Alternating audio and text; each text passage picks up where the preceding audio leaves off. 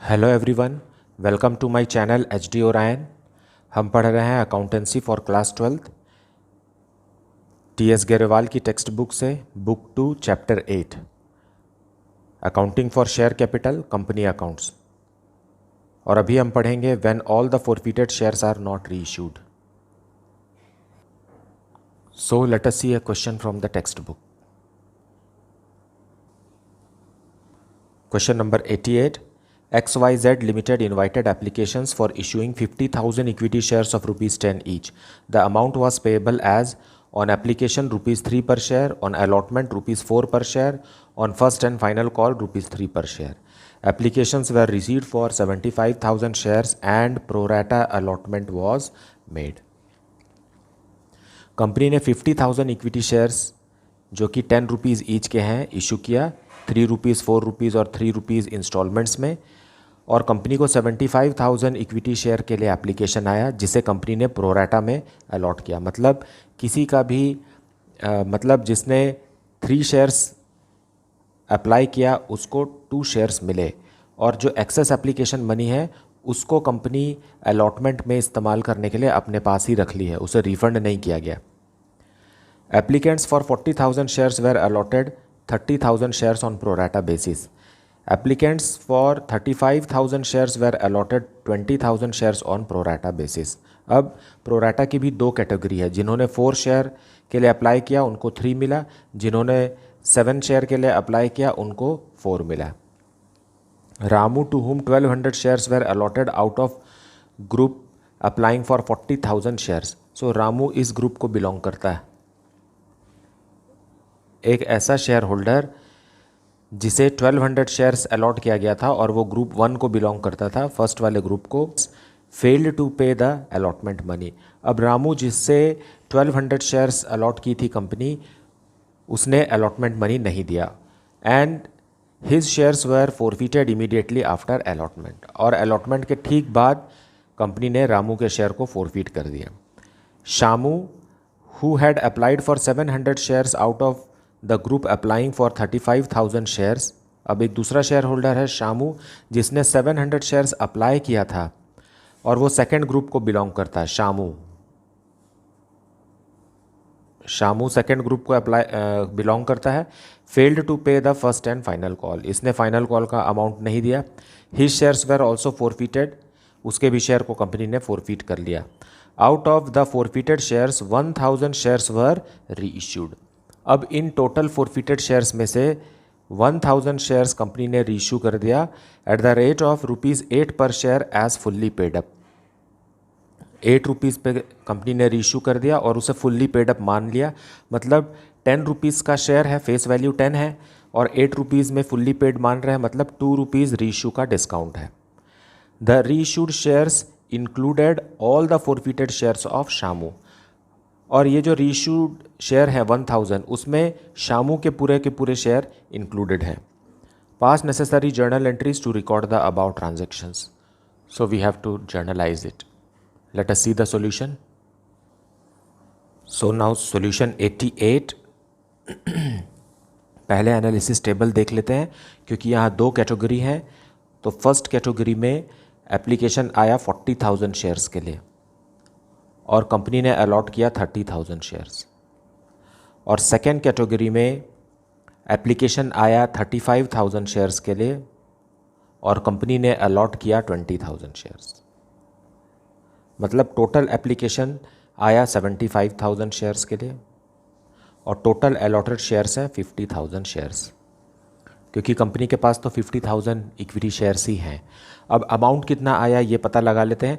क्योंकि application money 3 rupees है तो 1,20,000 रुपीज़ का एप्लीकेशन फर्स्ट कैटेगरी ने भेजा और इनको 3 रुपीज़ के हिसाब से कंपनी ने 90,000 रुपीज़ कंपनी ने एप्लीकेशन का कैपिटल में लिया।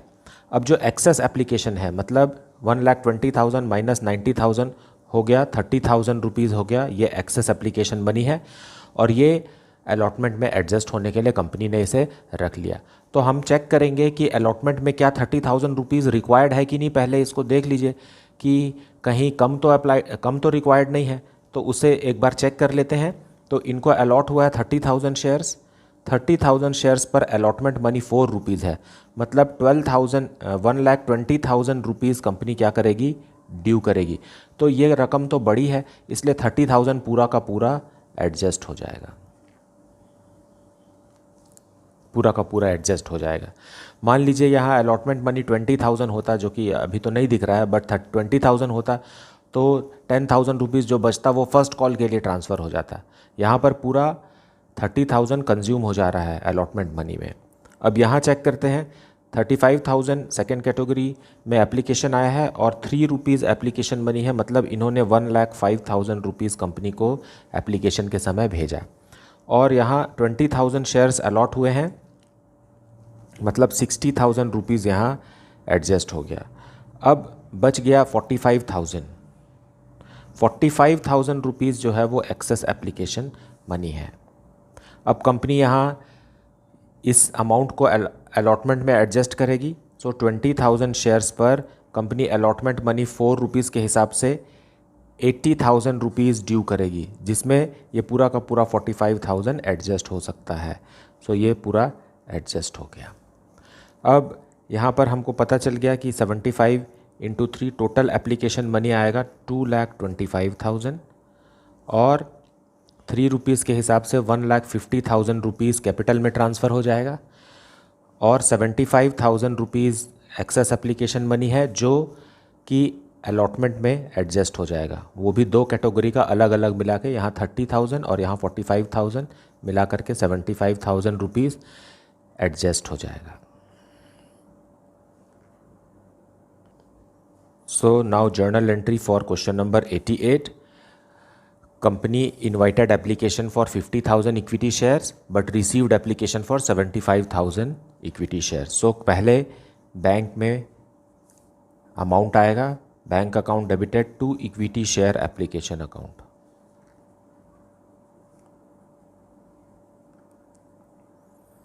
कंपनी ने प्रोस्पेक्टस इशू किया था, उसके रिस्पॉन्स में 75,000 इक्विटी शेयर्स के लिए एप्लीकेशन आए और 3 रुपीज़ के हिसाब से कंपनी को बैंक में मिले 2,25,000 being application received.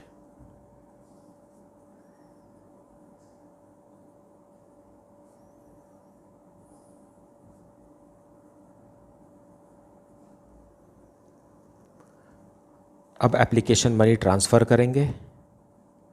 Equity share application account debited to equity share capital account.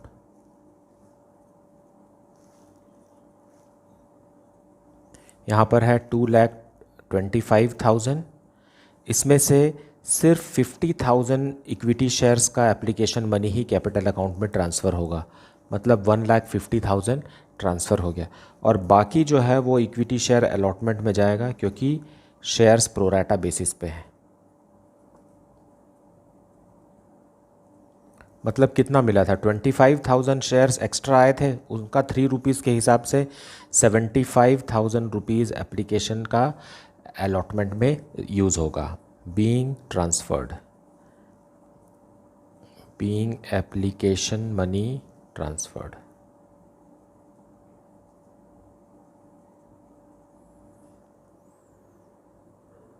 अब कंपनी अलॉटमेंट मनी ड्यू करेगी। So equity share allotment account debited 50,000 shares पर ही ड्यू करेगी, ना कि 75,000 शेयर्स पर। सो 2 लाख रुपीज़ ड्यू है to equity share capital account, क्योंकि ये कैपिटल का ही हिस्सा है।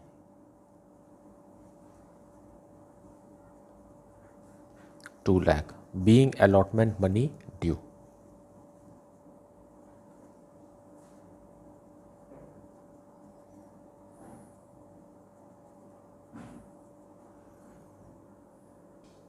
अब अलॉटमेंट मनी रिसीव करते समय पता चला कि रामू एक ऐसा शेयर होल्डर जिसके पास 1200 शेयर्स अलॉट हुए हैं, वो अलॉटमेंट मनी नहीं दे रहा है। तो हमें पता लगाना पड़ेगा कि रामू का एक्चुअल एरियर्स अमाउंट कितना है, क्योंकि उसका भी एक्सेस एप्लीकेशन मनी कंपनी के पास है और ये कैटेगरी 1 को बिलोंग करता है। रामू बिलोंग करता है फर्स्ट कैटेगरी को।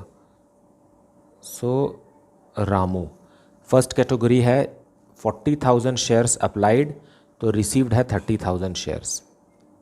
ये अप्लाइड है, ये रिसीव्ड है, मतलब 4 शेयर्स पे 4 शेयर अप्लाई करने से 3 शेयर कंपनी ने दिए हैं। अब रामू को लिखा हुआ कि हु वाज अलॉटेड 1200 शेयर्स, सो ये अलॉटेड साइड है, 1200 इधर है, मतलब 3 को हमने कन्वर्ट करके 1200 बना दिया। तो हमें पता लगाना है कि रामू ने अप्लाई कितना किया होगा। सो यहाँ पर आप सोचिए कि 3 में कितना मल्टीप्लाई करेंगे तो 1200 आ जाएगा। 3 में हम कितना मल्टीप्लाई करेंगे तो 1200 आ जाएगा। तो इस तरीके से इधर भी 4 लिखिए, इधर भी 3 लिखिए, और इधर 400 से अगर हम मल्टीप्लाई करते हैं दोनों साइड तो 1600 शेयर्स अप्लाई किया तो 1200 शेयर्स उसे अलॉट हुआ।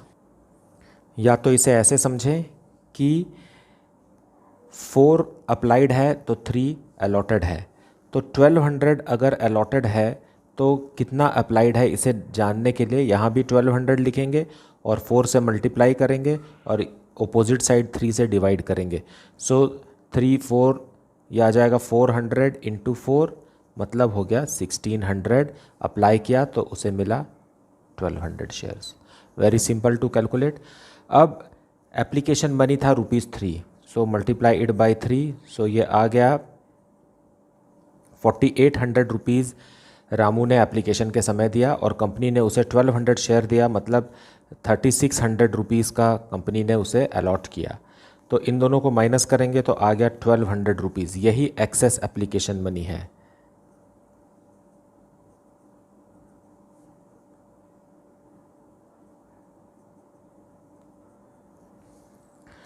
अब ऑन अलॉटमेंट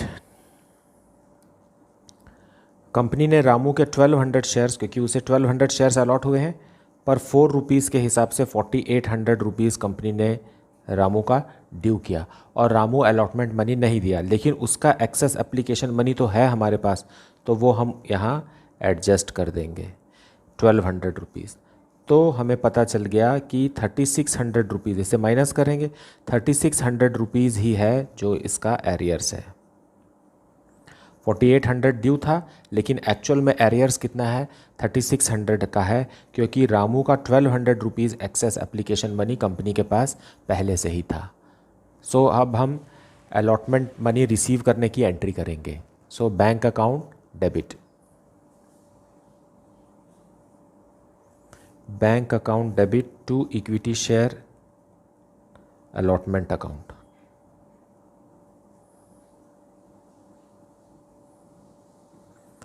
कंपनी को मिलना चाहिए था 2 लाख रुपीज़, जिसमें से 75,000 रुपीज़ कंपनी के पास पहले से ही एक्सेस एप्लीकेशन मनी के रूप में है, और अभी रामू का एरियर्स अमाउंट 3600 है। सो बैंक में अमाउंट आएगा 1,21,400। यहाँ पर हम calls in arrears account maintain नहीं कर रहे हैं, उसके बिना भी इसे बनाया जा सकता है। Being allotment money received,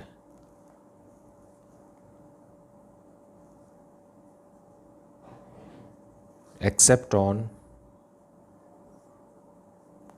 1200 equity shares of Ramu.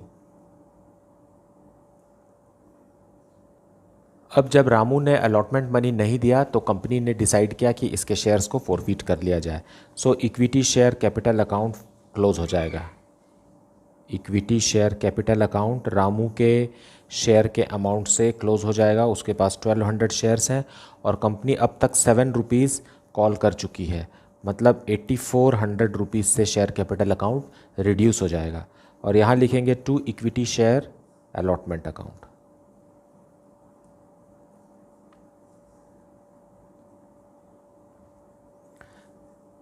₹4800 due था, जिसमें से 1200 एक्सेस एप्लीकेशन मनी का एडजस्ट हो गया। सो 3600 रुपीज़ जो है वो अलॉटमेंट में रामू ने नहीं दिया था। ये यहाँ पर हमने शॉर्ट किया था 3600 rupees to forfeited share account.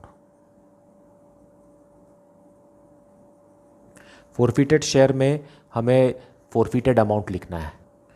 यहाँ पर बैलेंसिंग अमाउंट आ जाएगा 4800 तो इसका मतलब ये है कि रामू ने कंपनी को कितना रुपए दिया था, बस यही वही अमाउंट कैपिटल का यहाँ फोरफिट होगा। तो रामू ने 1600 शेयर्स के लिए अप्लाई किया था और 3 रुपीज़ के हिसाब से उन्होंने 4800 रुपीज़ ही दिया था। तो यही अमाउंट फोरफिटेड अमाउंट है। यहाँ पर इसमें प्रीमियम का कोई भी अमाउंट नहीं है, ये प्योर कैपिटल का ही अमाउंट है। और फोरफिटेड शेयर में सिर्फ कैपिटल का अमाउंट ही लिख सकते हैं हम।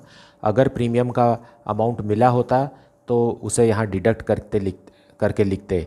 वैसे भी क्वेश्चन में प्रीमियम नहीं है। Being 1200 equity shares of Ramu forfeited.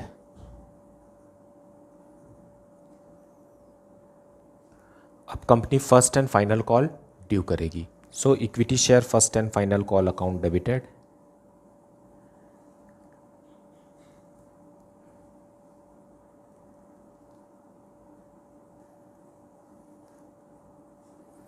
To equity share capital account.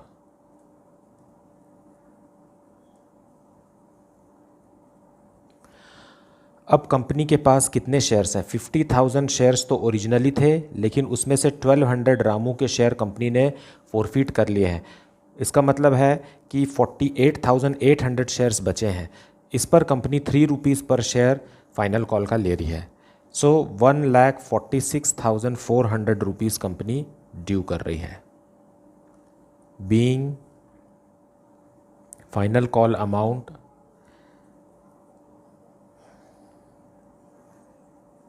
Due on 48,800 equity shares. अब फाइनल कॉल रिसीव करेंगे। So bank account debited to equity share first and final call. First and final call being final call amount received except on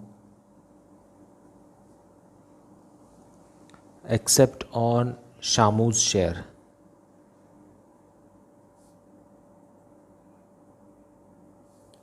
अब हमें पता लगाना पड़ेगा कि शामू के पास कितने शेयर्स हैं, क्योंकि इसने फाइनल कॉल का अमाउंट नहीं दिया है और ये कैटेगरी सेकंड को बिलोंग करता है, जहां 35,000 शेयर्स अप्लाइड हुए थे तो कंपनी ने 20,000 शेयर्स अलॉट किए थे। अगर हम इसको रिड्यूस करेंगे तो 7 शेयर और यहाँ 4 शेयर, मतलब जिसने 7 शेयर के लिए अप्लाई किया तो कंपनी ने 4 शेयर्स अलॉट किया। अब शामू के बारे में लिखा है कि उसने अप्लाई किया था 700 शेयर्स। सो 7 को 700 बनाने के लिए क्या करना है? आपको 7 में 100 मल्टीप्लाई करना है। उसी तरीके से आप यहाँ भी 100 मल्टीप्लाई कर दीजिए तो 4 हो जाएगा, 400। मतलब शामू ने 700 शेयर्स अप्लाई किए तो उसे 400 शेयर्स मिले। तो यहाँ पर 400 इक्विटी शेयर्स पर अमाउंट नहीं आ रहा है। 400 इक्विटी शेयर्स पर नहीं आ रहा है, मतलब 3 रुपीज़ के हिसाब से 1200 रुपीज़ एरियर्स है। सो बैंक में हमें मिलना चाहिए था 1,46,400 जो ड्यू किया गया है अमाउंट। अब उसमें 1200 रुपीज़ शामू का नहीं आ रहा है। इसका मतलब है बैंक में आएगा 1,45,200 रुपीज़। यहाँ पर हम कॉल्स इन एरियर्स अकाउंट नहीं खोले हैं। आप चाहें तो यहाँ कॉल्स इन एरियर्स अकाउंट खोल करके भी क्वेश्चन सॉल्व कर सकते हैं। अब कंपनी ने शामू के शेयर को भी फोरफिट कर लिया। सो इक्विटी शेयर कैपिटल अकाउंट फिर से रिड्यूस हो जाएगा। Equity share capital account debited. Shamu के पास कितने शेयर हैं? 400 शेयर हैं और कंपनी अब तक पूरा 10 रुपीज़ कॉल्ड अप कर चुकी है, इसलिए 4,000 रुपीज़ से शेयर कैपिटल श्रिंक हो जाएगा। To equity share first and final call.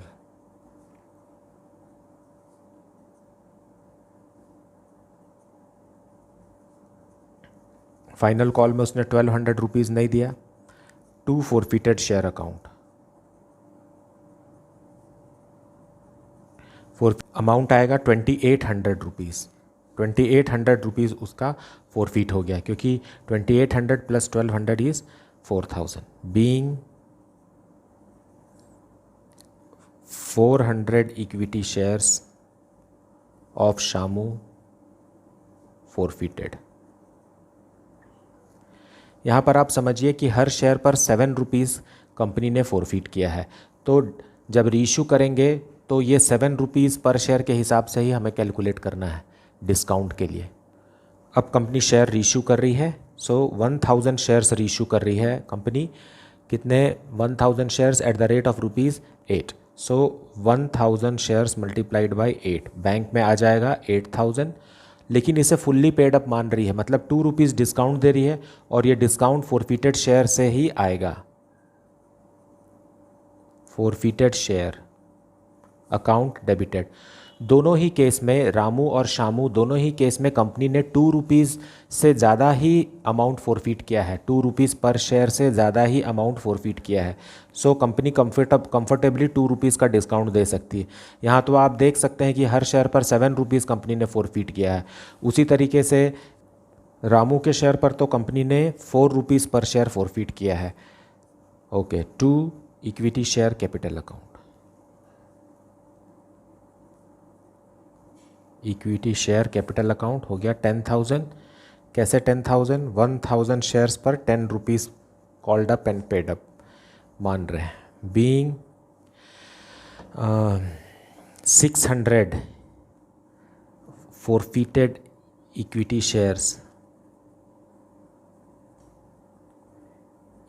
shares of Ramu and 400 forfeited equity shares of Shamu reissued at the rate of ₹8 per share as fully paid up.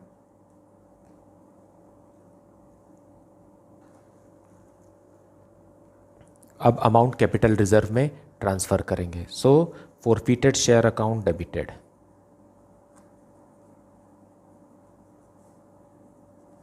To capital reserve. being amount transferred to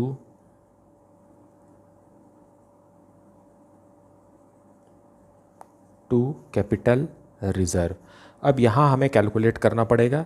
यहाँ पर पहले रामू का देखिए, रामू का forfeited amount है 4800 और उसके पास share कितने हैं? उसके हैं 1200, मतलब कंपनी ने पर शेयर 4 रुपीज़ फोरफिट किया है और इन 4 रुपीज़ में से रीइशू के समय में कंपनी ने 2 रुपीज़ डिस्काउंट दिया है, तो बचा कितना? पर शेयर 2 रुपीज़ बच गया।